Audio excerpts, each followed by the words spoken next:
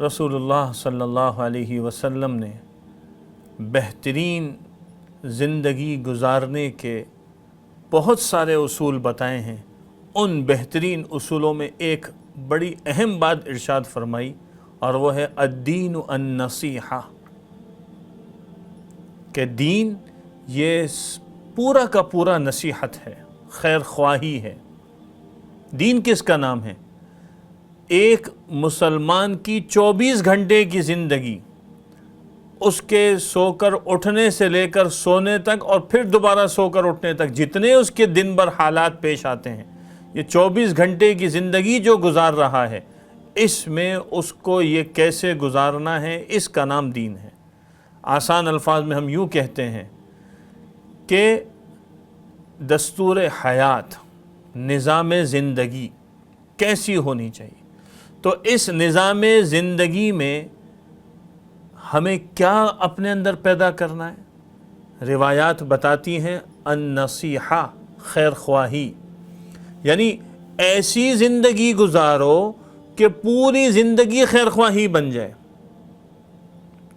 اور پھر روایات میں اس کی تفسیر ہے کہ اللہ کے ساتھ خیر خواہی یعنی صحیح عقیدہ رکھنا، اللہ کے ساتھ کسی کو شریک نہ کرنا، اللہ اپنی صفات میں کامل، اللہ اپنی ذات میں کامل، اللہ کی طرف سے جو احکامات آئے ہیں ان احکامات کو اپنی زندگی میں لے کر آنا، اور اس رب کی جتنی بھی طرف سے یعنی ہدایات ملی ہیں قرآن کریم کے ذریعے، ان سب کو پوری دنیا میں عام کرنا، یہ اللہ کا حق ہے۔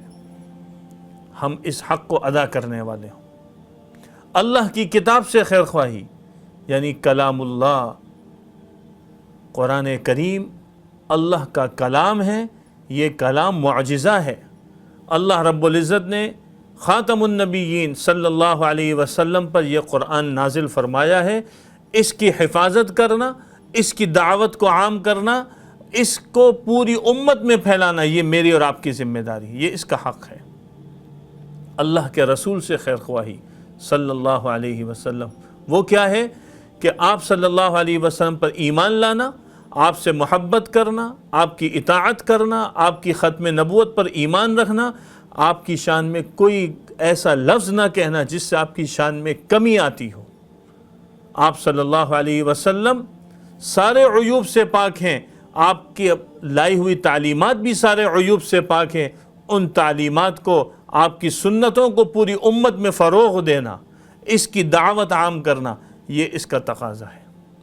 اور ایک چیز جو بہت ضروری ہے یہاں پر کہنا اور یہاں سمجھانا، کہ اگر اپنی زندگی کو کامیاب کرنا چاہتے ہیں تو قرآن کے ساتھ جڑ جائیں اور صاحب قرآن صلی اللہ علیہ وسلم کی سیرت کے ساتھ جڑ جائیں، اور ان دونوں کی دعوت کو لے کے پوری دنیا میں پھرنے والے بنیں۔ اللہ عزت اور شرف نصیب فرمائے گا، یہ ہمارے ذمے۔ اسی طرح جو مسلمانوں کے خواص ہیں ان کے ساتھ خیر خواہی، جو عوام ہیں ان کے ساتھ خیر خواہی، یہ ہمیں سکھایا گیا ہے، یہ ہمارے دین کا تقاضا ہے۔ آج جب خیر خواہی کی بات کی جاتی ہے تو ہم میں سے ہر آدمی کتنے سارے خیالات کے ساتھ بیٹھا ہوا ہے، کہتا میں کیسے اس کے ساتھ خیر خواہی کروں۔ ہم اس میں عیوب تلاش کرتے ہیں۔ مسلمانوں کے اندر عیوب تلاش نہیں کرنا، بلکہ یہ سوچنا ہے کہ یہ عیب کیسے دور ہو، یہ ہمیں تعلیم دی گئی ہے۔ کیسے اس کی اصلاح ہو کہ وہ رسول اللہ صلی اللہ علیہ وسلم کی تعلیمات کے اوپر آ جائے، اپنی زندگی کو پاک کرے، اپنی زندگی کو سنت کا نمونہ بنائے۔ جس مسلمان کے دل میں اللہ اور اللہ کے رسول صلی اللہ علیہ وسلم کی محبت کو جگا دیا، ایک بندے کے دل میں بھی جگا دیا، یہ آپ کے لیے سرخ اونٹوں سے بہتر ہے۔ لَأَن يَهْدِيَ اللَّهُ بِكَ رَجُلًا وَاحِدًا خَيْرٌ لَكَ مِنْ حُمُرِ النِّعَمِ۔ تو ہمیں عام مسلمان سے خیر خواہی کرنی، اور صرف اس کے دین کی نہیں، اس کی دنیا کی بھی فکر کرنی ہے۔ عجیب واقعہ ہے، حضرت جریر بن عبداللہ رضی اللہ عنہ نے رسول اللہ صلی اللہ علیہ وسلم سے چند چیزوں پہ بیعت کی، جس میں ایک بیعت یہ تھی کہ النصح لکل مسلم، ہر مسلمان سے خیر خواہی کریں گے۔ ایک مرتبہ انہوں نے ایک جانور کا سودا کرنا چاہا تو بیچنے والے نے کہا میں 300 درہم کا دوں گا۔ انہوں نے دیکھا، انہوں نے کہا اس کی قیمت تو زیادہ ہے، ریٹ بڑھاتے چلے گئے اور 800 درہم میں خریدا۔ جب پوچھنے والے نے پوچھا حضرت یہ کیا کیا، وہ تو آپ کو کم میں دینے کو تیار تھا۔ فرمایا کہ میں نے رسول اللہ صلی اللہ علیہ وسلم سے یہ بیعت کی ہے، النصح لکل مسلم، ہر مسلمان سے خیر خواہی کروں گا۔ یہ اس کی خیر خواہی تھی کہ میں اس کی چیز کے وہ دام دوں جو بنتے ہیں، میرے حساب سے اس کے دام زیادہ تھے۔ کیا ہم بطور تاجر یہ سوچتے ہیں؟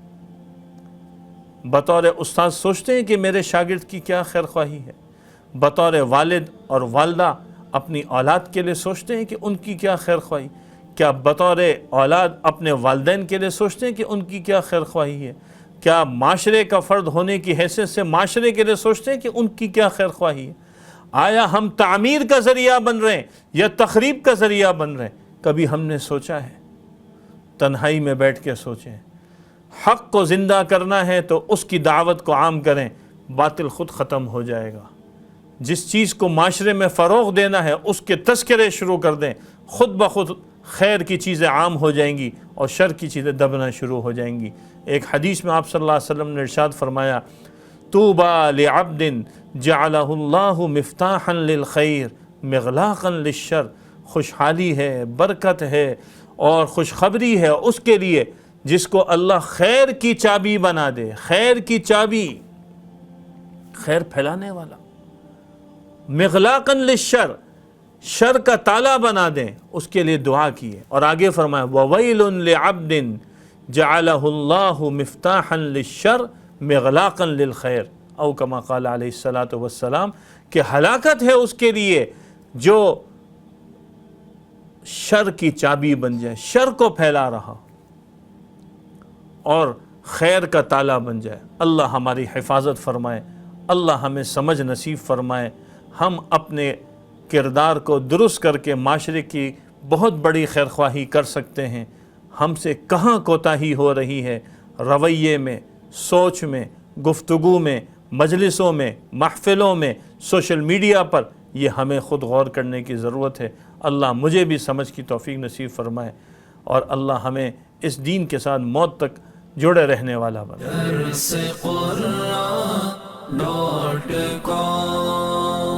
www.darsequran.com